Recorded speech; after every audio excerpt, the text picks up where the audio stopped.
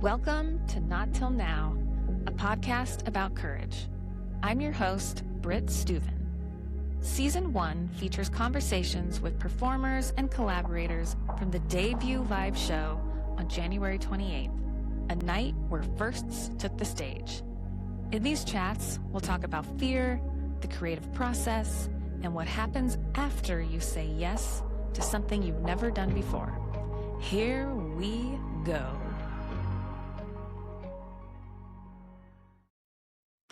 Hello, everyone. I am thrilled to introduce you to today's guest, Natalie Cottrell. Natalie is known as the Grey Wolf online, where she helps women ditch the dye and love their gray hair. And we're going to talk more about that. But well before that, she was a single mom, raising her daughter and building businesses from the ground up. She even founded Grasshopper Montessori, a waitlisted preschool she started with little more than cardstock and a glue gun. At 42, with her daughter heading to college, and the realization that the life she had built no longer matched the life she wanted, Natalie made a bold decision. She sold everything, left Seattle, and drove across the country through 48 states alone. At Not Till Now, she was the final speaker of the night. Standing there in a sparkly silver dress, she told a story that was funny, real, and full of roadside chaos. But it wasn't just a travel story. It was about courage. The courage to let an old version of yourself die so a new one can finally emerge. Oh my goodness. We have so much to unpack today. I'm so happy you're here, Natalie. Brit, thank you so much for having me. I am honored to be a guest on your podcast. Oh, good. So, at Not Till Now, you opened your talk from behind the curtain with these two lines. The bravest thing you can do is not define where you're going, it's to let go of where you've been. And then you came out and you started talking. But tell us more about this, because this was about your big road trip. And I want to know, was there a specific moment that you realized that, this wasn't just driving across the country, it was a full letting go of your old life? Yeah, that's a great question, because there really was one defining moment. I spent 4 years preparing for this 9-month road trip. And in that process, people had said, "You're so brave for doing this." But looking back, preparing and planning is not brave at all. That was the easy part.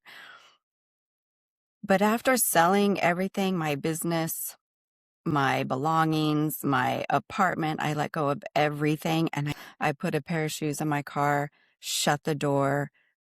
And when I got into my car for the last time, that's when I realized this is all happening. This is going down. Yeah. And driving away, literally leaving it behind where I could see the entirety of Seattle in my rearview mirror. That's when I realized, okay, there's no turning back. And this is just more than a small decision. It's more than a road trip. It's going to go down. And I didn't really know where I was going. I had an idea, and I did not have the whole thing planned out. So there was so much unknown in front of me. But getting to the point where you're actually embarking on a new journey and you take that first step where it's about to happen, that's the moment that hits you. Yeah. Ooh. Oh. So, and then you said that this whole thing started because one day it hit you that you were an empty nester and you knew that you had to do something different, right? But how did you know the difference between normal restlessness and a real call to change your life? There was a ding. It was silent, but unmistakable. So anybody who has kids can probably relate to how the house is always loud. And you might experience this, Britt, when your son goes to high school. That was really different for me when my child went from eighth grade to ninth grade. She was just gone so Yeah. much more than I had ever experienced before. And you don't know anything at that point. When your kids are younger, you know who their friends are, you know what they're having for lunch, you know how they're getting from point A to point B. And when she started high school, all of that was gone. And there was an eerie silence in the house that just struck me. Hmm. And that's when I realized that the next 4 years are going to go so fast. And as a single parent, I mean, as a parent anyway, your life revolves around your kids. But as a single parent, I I didn't even know what to expect without a child on my hip. And so that's when I realized I am going to have to figure out who I am as somebody who's not a parent or who's not parenting. And that was something you don't see coming until you're faced with it. And that's how I thought, you know what? I this is my opportunity to do something for myself for the first time, and I don't even know how long. But Right. that's what got me thinking, what can I do? I don't I wanted to do something big and scary, and that's how it all started, just right then and there. In that moment of silence, I got that. It was like, "Oh, what is that? I don't recognize that silence. This is new. Let me listen to it and let me follow it." Ooh. And that is so good because I feel like we live in this world where when we are hit with that silence, we want to run from it. We want to fill it. We want to turn on the noise and not be in that discomfort. But when you finally do have that moment, that is when things surface, right? So Yeah, I'm and so paying glad that, paying attention. Yeah, yeah. because it's really easy to just ignore, like, "Oh, this is new. That was different," or "What was that?" And then just kinda move about your day. But listening to those little whispers can really direct your life. Yes. Okay, so let's go back to the moment where you were leaving. And you said that you cried for 12 hours when you left, Mm. but you weren't just crying, you were releasing. And that really hit me hard, and possibly because of just the way that you delivered it, because your delivery is incredible. But can you take Mhm. us back to the drive and just what was happening in your body and your mind while you were releasing? Mm. I definitely can, but I ask you, Britt, I'm Yeah. interested in knowing what resonated with you in that statement. What hit for you? Oh, well, thanks for asking. Yeah. Um, I think because it's kind of like when we're running from the silence and we're running from the discomfort. When we're crying, that can be a really uncomfortable thing, and it can be something that we want to push down and w- try to stop. But when I loved the idea of embracing a good cry and thinking about the things that are actually let go in that moment that you do cry. It is not only physical, but it is a mental, emotional release. Like, damn, like, I don't know, have I ever had that kind of cry? I'm not sure. So maybe that's why I Mhm. was like, oh, man, I want to Ye release cry. yeah. Yeah. You do wanna release cry. I didn't know it, but those things are powerful, Hmm. and it felt different than a cry. It just felt like a waterfall, like, you cry, you kinda boohoo, and you choke up and gasp and make that ugly cry face. It was just gushing out, and I realized that it was just the culmination of 2 decades of stress and chaos. I was in an abusive marriage. My brother passed away suddenly. My dad, on a separate occasion, passed away unexpectedly. My husband at the time was arrested for first degree murder. And I was raising a child by myself, and lots of women do that. I commend all single moms as I do all parents out there. I was raising her alone, and it wasn't alone like with a grandparent down the road who could take her on the weekends, or, shared custody, or I wasn't receiving child support or anything. So it was just me, myself, and I, day in and day out. I mean, I have a great support system. My family would never let, me go homeless or hungry. But as far as the daily in and out, that's what gets to you. It's constant and it's relentless. And that's also the time when I started my first business with no experience whatsoever. And so everything was just a struggle. And the daily in and outs were hard, but in between those, there were just some really big blows to our family and to my life and to my experience. So it gave me, when I drove away for the first time, I had space and time to process all of that. And I think that's what that release was, because not only was I embarking on this major big time journey,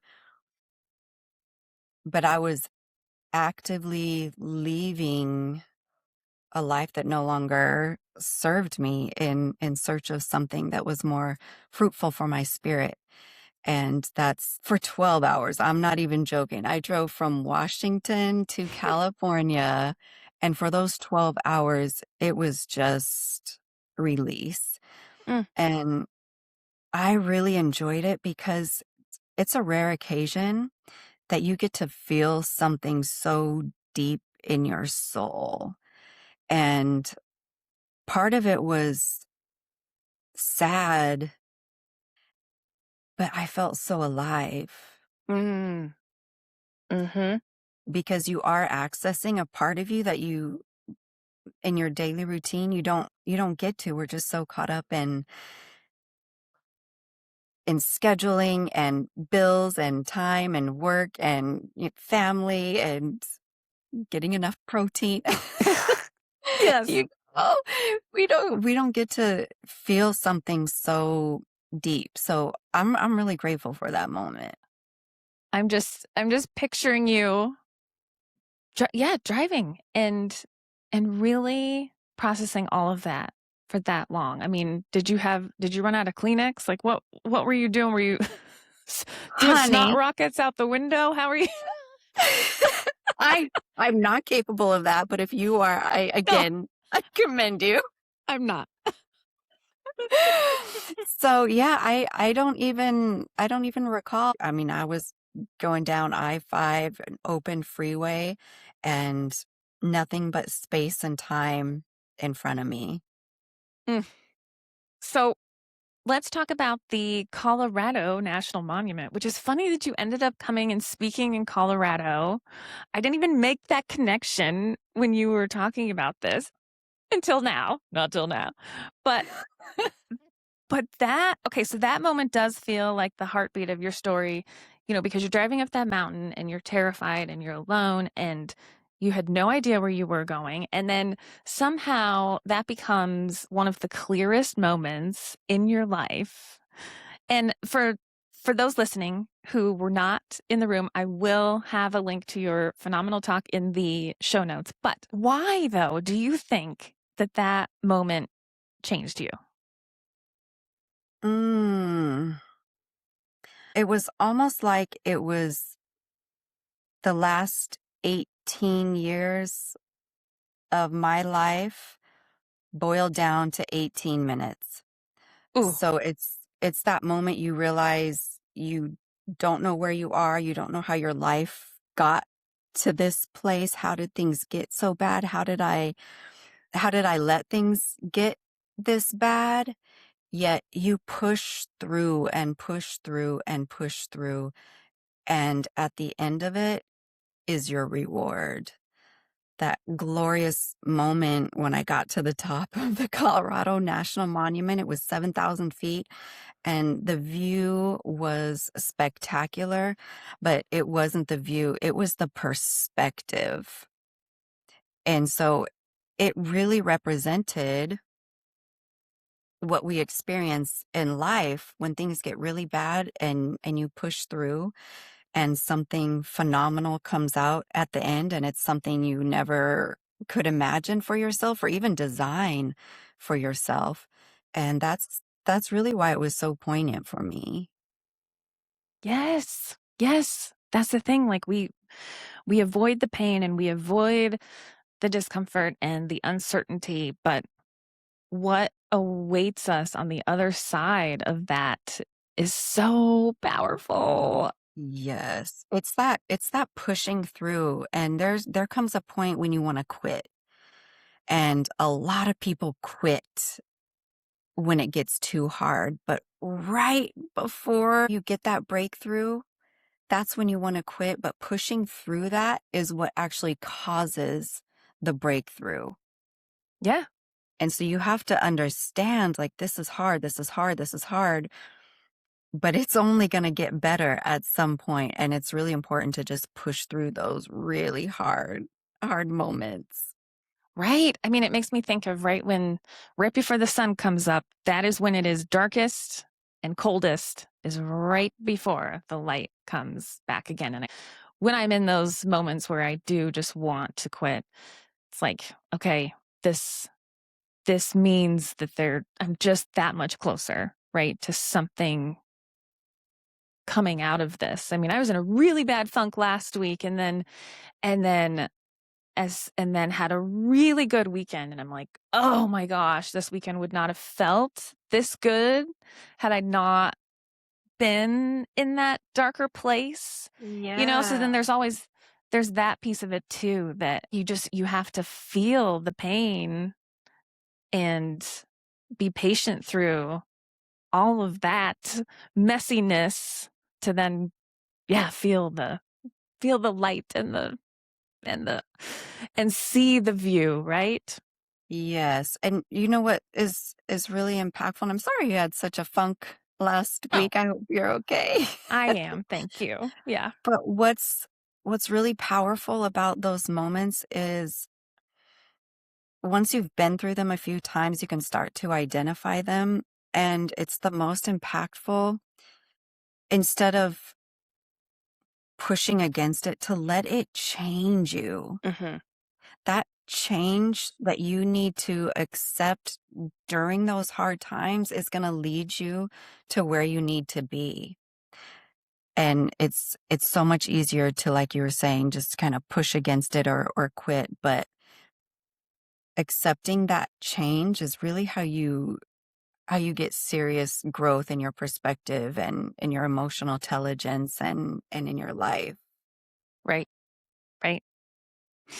Now, speaking of personal growth, I know there was a very pertinent moment along the way that we must talk about, that you said, "Do not ask me about this in your talk, but I'm going to ask you because I want to know more." And I know that we talked we talked a little bit about it when you were rehearsing on Zoom with me, but so you just casually mentioned being naked on the side of the road, holding a female urinal, and you're like, "Yeah, do not ask." So I want to know, how did you get to that point, and what the heck was happening, and how did you grow from that?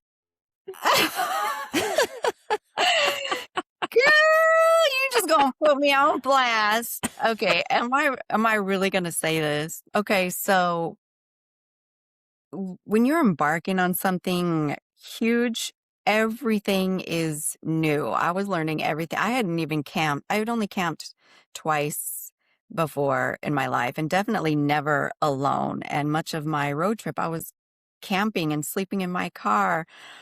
And so everything, the learning curve was giant. That being said, I didn't consider that I would need to minimize my water intake. because I was going to be driving for 8 hours. Normally I drink 90 ounces of water every day. And I didn't think anything of it until I was driving all day, every day. In preparing for this 9-month road trip, I was doing research and I came across this thing called a female urinal. And I'm wondering if any of your listeners know what a female urinal is. Oh, I think I know. I actually blogged about this thing called the P-Mate a while Okay. back. It's like a little cardboard thing that it's like a little slide that you just, hold up Okay. there and anyway, but It sounds like the same idea. So, imagine like a silicone funnel, but it's kind of tilted at a maybe 45-degree angle. My yeah. daughter calls it a female penis Perfect. because it's intended to make it easier for women to, go to the bathroom when you don't have a restroom. But really what I imagined myself using it for was when I was in a roadside gas station, the ones that are outside of the building around the back where you have to get a dirty key and walk through puddles of who knows what on the floor and you just don't want to touch anything. In my Yeah. mind, that's what I was going to use this female penis for. Yeah.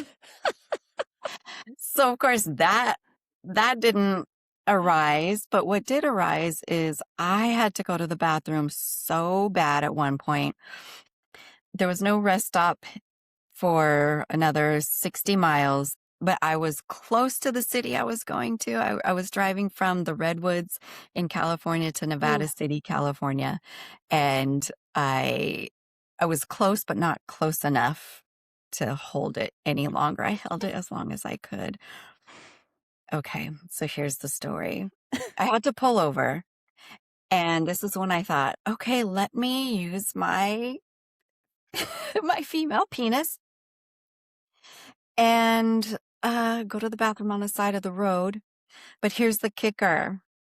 I was wearing a one-piece jumper with no bra underneath. Again, this learning curve, right? I didn't anticipate any of this. So I'm pulling over on the side of the road and I walk around the car. I open the back seat door and the front seat door to try to get some privacy because this was not in the middle of nowhere. There were cars and trucks passing by on a regular basis. No. So for whoever's listening, if you don't know nothing about a one-piece jumper, you have to pull the whole thing down from the top to go to the bathroom. And I was bare-chested. And so I have all of my clothes around my ankles. I'm on the side of the road, spreading my legs with this female penis. And so I'm using it for the first time. Darn near pulled it out the package. I'm squatting nude on the side of the road. And because I hadn't used this before, I didn't know what to expect. But honey, I did not hear anything. I did not feel anything. I did not see anything. So I thought, oh my goodness, this is not working. I'm probably urinating all over my clothes. So I remove it because I think it's not working. Come to find out, it was actually full of urine. And I sure did. I sure did spill it on myself. Oh, I no. sure did.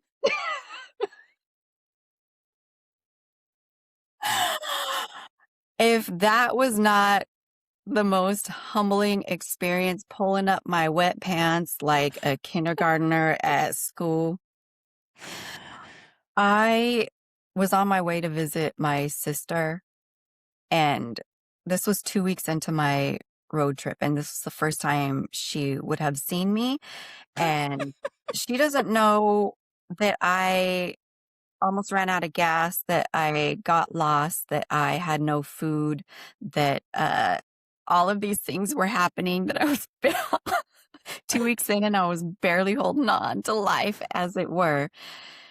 So I had to just pull myself together because I didn't want her to be any more worried about me than she already was. So I I found a bathroom when I got into town, washed myself up, put on a happy face, and said, "Hi, sis." Oh. Oh my goodness. It just kept getting better and worse at the same time. Oh man, that was Better and very worse at the humbling. same time is the exact right way to put it. So humbling. Okay, so then what did you walk away with from that? Was there anything where you're like, okay, I feel like I can do anything now that I've done that? Or did you learn to laugh at yourself more? Was it just like, I'm never thinking about this ever again? I can't, I just cannot. I think when your back has been against the wall for so much of your life, I'm always thinking about, you know what? I made it out alive. Yes. Yep. I'm still here. That's perspective. Mm-hmm. May have wet pants, but I'm still kicking. There you go. See, I love that. I love that. Oh, okay. So 48 states, 35,000 miles and 9 months. Okay. And you cross into Chicago and you whisper to yourself, I did it. But there wasn't anyone waiting for you. There wasn't a marathon finish line. There weren't fireworks. It was just you. Hmm. And so what did that actually feel like for you? What did that actually feel like for me? It felt like I could do anything. And here's why. When I first had this idea and I was trying to come up with something to do, I wanted it to be big and scary. I wanted it to be something I wasn't sure if I was going to be able to accomplish. I really wanted to push myself and see what I'm capable of. And so when I started, that's what it was. It was big and it was scary. And by the end of it, it felt so small. I learned so much. I overcame so much. I pushed through so much that after 9 months and finally crossing that finish line, it felt like if I could do that, what else am I capable of? And that has now been my mindset. Like, if I want to do something even bigger than that, how big is it going to be? But that's really what I felt in that moment. If I can do that, I can do anything. So then so what happened when you did get settled? What did come next? Oh, well, that's opening a real big can of worms. How much time do you have on this podcast? I I met a man on the road and I had a whirlwind romance with him to the point where I ended up relocating to live with him in California, and we got engaged, and it was probably one of the best relationships I've ever had. As I'm now 46 and I've been single for 18 years minus those 3. And that eventually came to an end. But again, there was this moment of, okay, I met him in my 40s after being single for 15 years. And it was a relationship that was so impactful for me. I know a lot of times we think, oh, it's over at 40 or it's over at 50 or you'll never find love. Or that was another opportunity for me to see what is possible.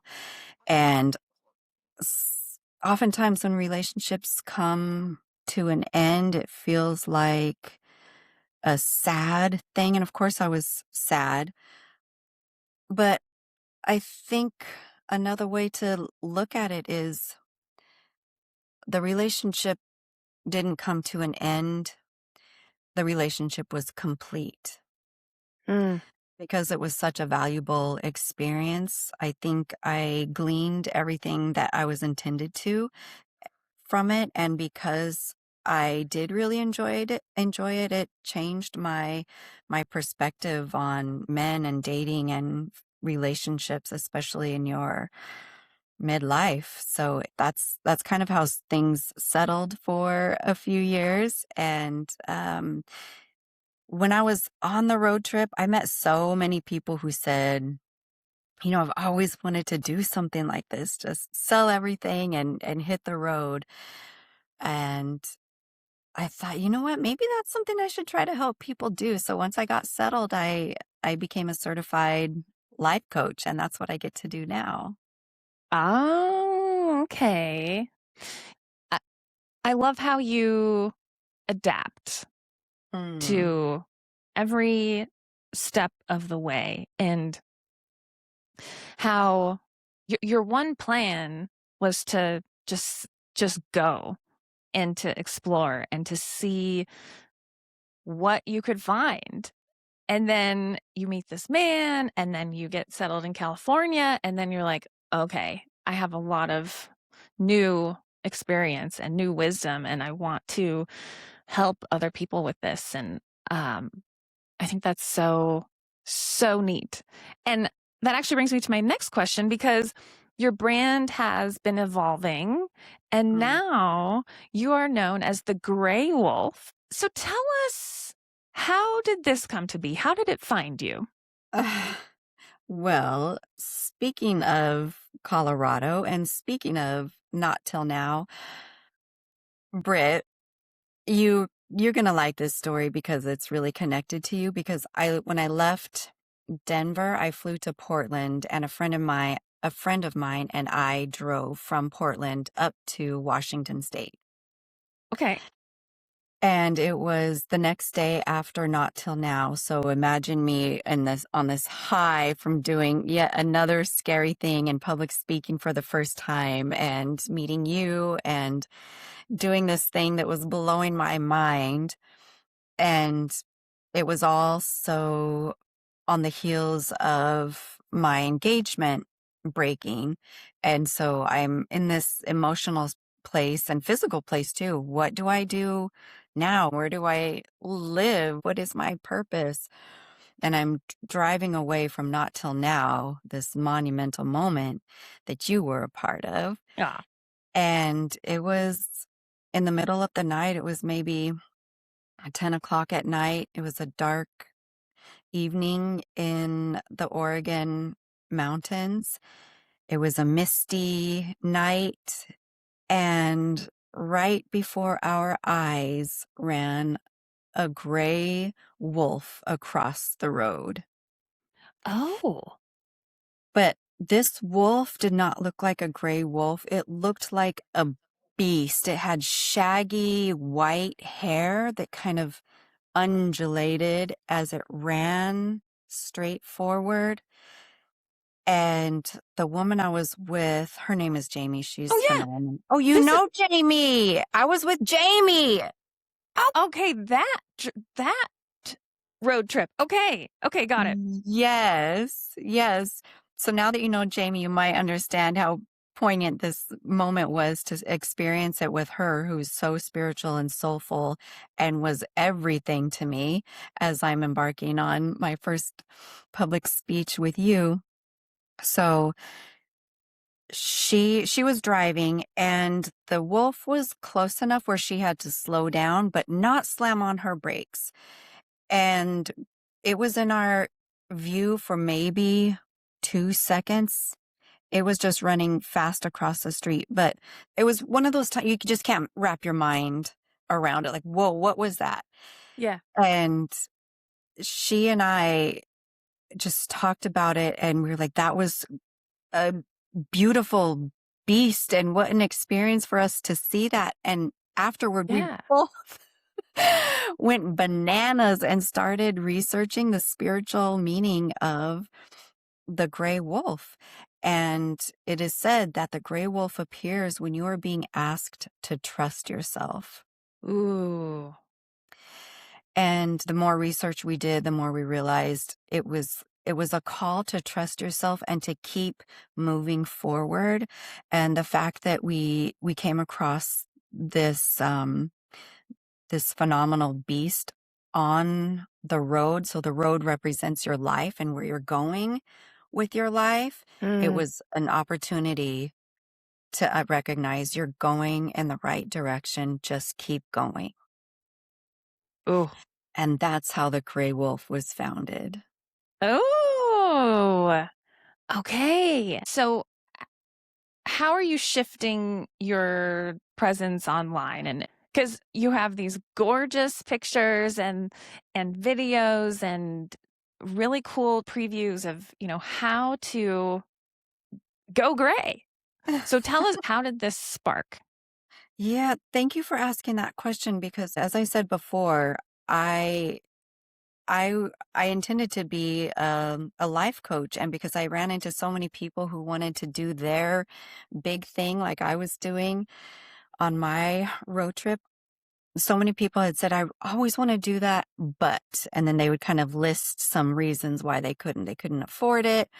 They didn't have the time. They were too old, all of these reasons. So my big thing as a life coach was, well, I'm going to help people get unstuck and help them do that big thing that they want to do in their life, because that's how I live my life. I'm go big or go home. And so that was natural for me to help other people do something big as well. So I started posting online this sage life advice and how to achieve your goals. And the more I posted, the more people were commenting on my hair Yeah. or my style or my look. And I was like, oh, okay, but what about that sound advice I just gave? Aren't you inspired to do something wild with your life? And so I ignored it at first, but girl, after 2 years and it was still happening, I was thinking, this is something I need to pay attention to. So let me just lean into it and see where it goes. So I transitioned from helping folks get unstuck to helping women ditch the dye and love their gray hair. I had no idea going gray and stopping coloring your hair was such a big deal. But that's exactly what I did several years ago. I was just so tired of dyeing it. I Mhm. was every 3 weeks, and I was covering up my roots because my hair is so dark. So the contrast with the silvers popping through, it was like I could stretch it maybe to a month. But I really colored my hair for probably 20 plus years. And I got so sick of the maintenance. So I quit cold turkey. I started that right before my road Oh. trip. So it was kind of a representation of your metamorphosis, because when you grow out your dye, you have this demarcation line that really slowly starts to reveal what is underneath it all. And that process was just as much of a transformation as doing the road trip itself. But I didn't realize there was such a big industry in just embracing your gray hair. And since I've leaned into it, I've met this silver sisterhood online that is solid and Really? it is expansive, and they represent the gray, and it's been really eye-opening for me and a lot of fun too, just embarking on in this kind of a journey, because I never would have expected myself to be somebody in kind of the like beauty industry. I'm kind of more Yeah. like grit your teeth and go do something hard. Yeah, yeah. So, to anybody who's wanting to start their business, you have to follow those breadcrumbs, see where it leads you.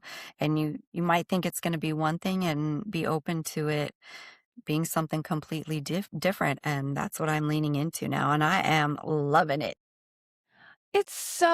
I love this because it's more than the gray hair. I love how you're saying that there's a sisterhood and they are embracing the gray. And so tell me what that means to live your life and embrace your gray.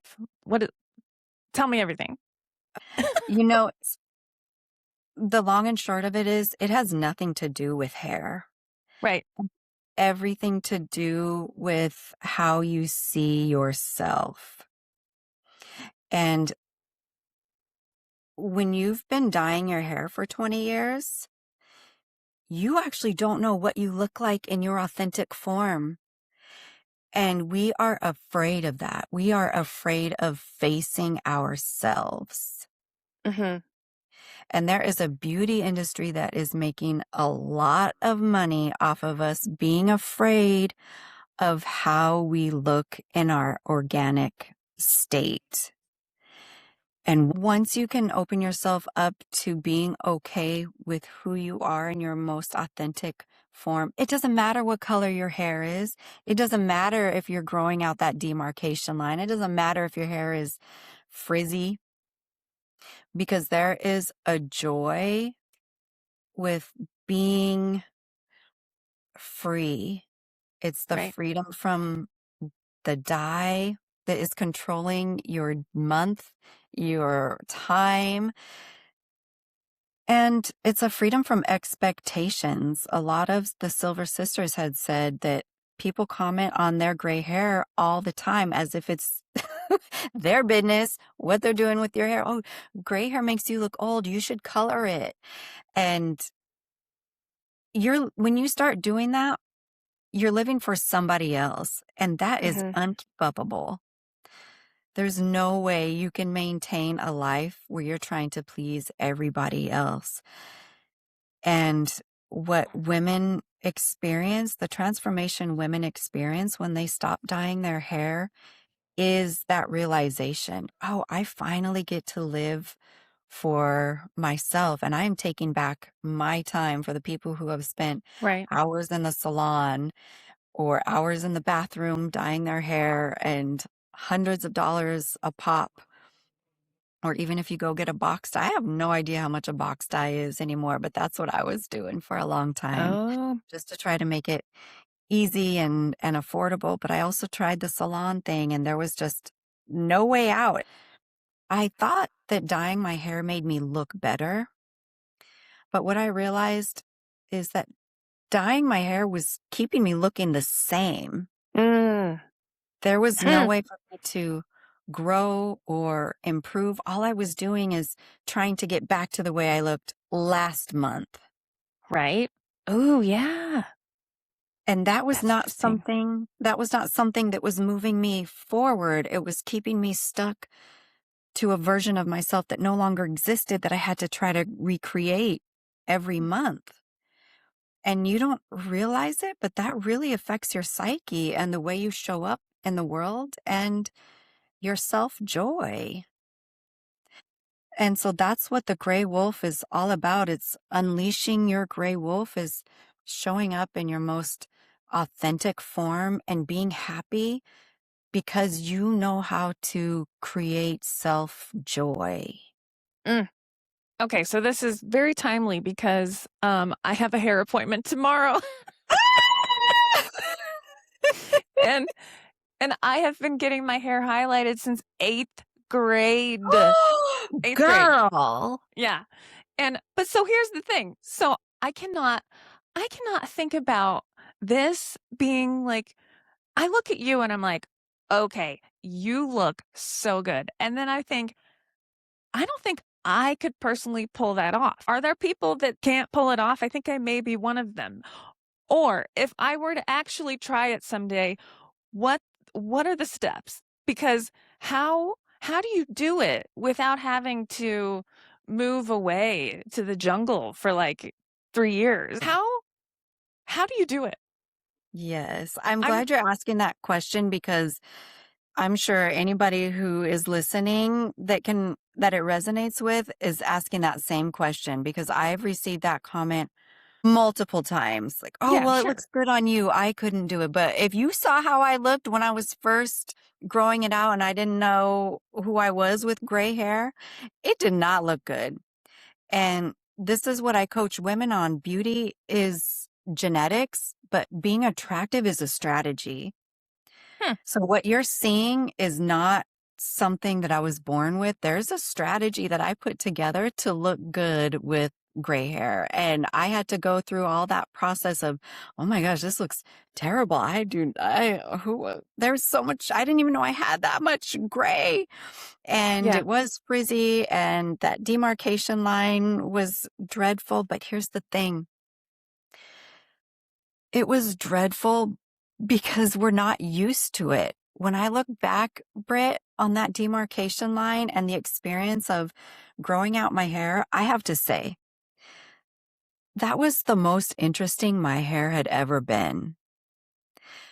Because every 3 weeks it was transforming into something completely different. And it was slowly revealing more and more of myself. Hmm. And once you get past a certain point, there's a way that you can create an ombre effect. And now I actually miss it because it was just so unique. Hmm. And your own hair pattern is different than anybody else's. So you stand out because it's not something that you can get replicated in a salon. And that's what everybody is doing when they color their hair. It just looks like everybody else. So when Yeah. you see a woman with gray hair that looks good, it stands out because it's unique. And that's the beauty in your gray hair. It's such a unique pattern that's only specific to you, that you're going to stand out in your own way. And there's a strategy that you can build around looking good with what your natural hair pattern is. And that's what I teach with the gray wolf, is how Hmm. to make it look good according to your unique features and your lifestyle. To me, it's a lifestyle because I need something that's fast and easy. My motto is dressed in 60 seconds or less. I do not want to spend time. I mean, that's the reason why I stopped coloring it, because I do not want to spend a bunch of time on my hair. I often wear, this is just a dress. It goes all the way down to my ankles. It took me 15 seconds to get dressed. And so that's my motto. Dress to Yeah. impress in 60 seconds or less. And that fuels me because then I get to spend the rest of the day doing things that I enjoy. And I'm not a slave to coloring or spending a lot of time on my hair or makeup or style or anything. So it's really important to understand why you want to grow out your hair. And it's not for everybody. You have to want to. For me, it was more important that I stopped spending time and money on the color than it was to care about how I looked. I didn't care. I was so fed up with the process and the maintenance that anything was going to be better than that for me. But if if there is somebody out there, or if it's you, Britt, that's contemplating, maybe I should try it. That's that ding that's I know. that you should listen to, and then follow it. But no, I'm not here to tell people that they should ditch the dye or that they should go gray. But for those who are thinking about it, I'm your girl. Yeah. No, this is so fascinating. And yeah, my hair is the only thing that I do spend the time and money on. I started to get a few facials for a hot minute there to help with acne, right? I didn't even like the time spent doing that and the money spent doing that. I mean, it was like 3 hours at a time sometimes. And I don't get my nails done. My hair is the only thing that I Yeah. spend money on. And it does, yeah, it does drive me a little up the wall. But the thought of, yeah, again, just going through that whole process, I just don't know how I would ever do it and go out and it's funny because I tell myself that I don't care about what I really look like because I don't spend a lot of time getting ready either, and I can't stand it. And I don't wear a lot of makeup, and just putting mascara on is always a big deal. But then I am telling you that I can't think about going out in public while I be growing my hair out. So clearly I do care what people think. So Yes. it's And interesting. that's the thing. It causes you to face your priorities. Like, why are we so worried about a demarcate? Why do we care if people see what's beyond that line. Because that's Mm-hmm. what it is. It's that line that reveals what you've been hiding. And now you have to let people know that you've been hiding all of this. You've been hiding it to other people, but also from yourself. Yeah. And it really does cause you to stop and focus on, wow, what are my priorities here? And I do care about that line, but why do I care? Why? Why do you care about that line, Britt?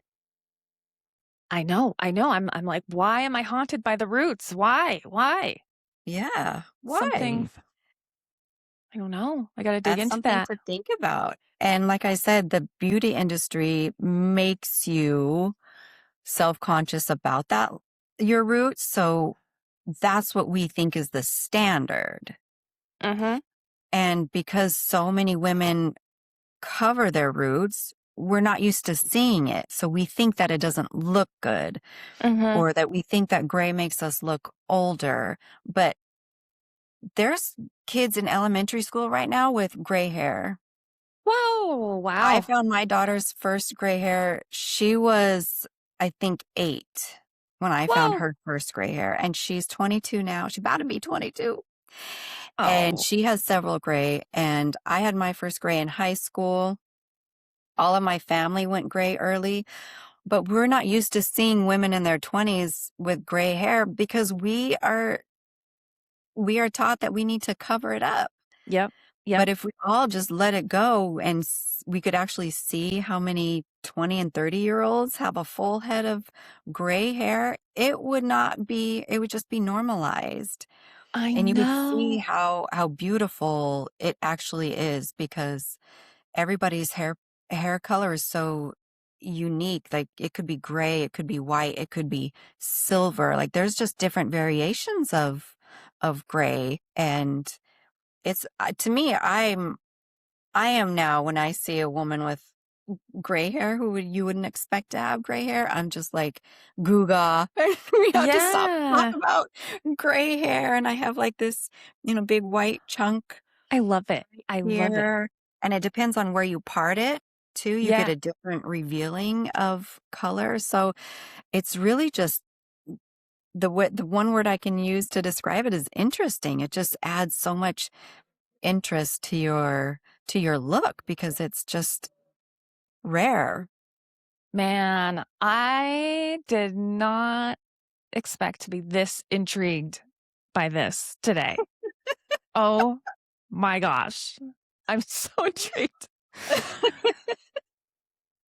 And it's funny because it kind of sounds like in your eyes you've pivoted in a way, but I think it all connects. And I think that what you have been doing with your clients and with your audience and with anyone who meets you, you're helping them to do the things that they've wanted to do.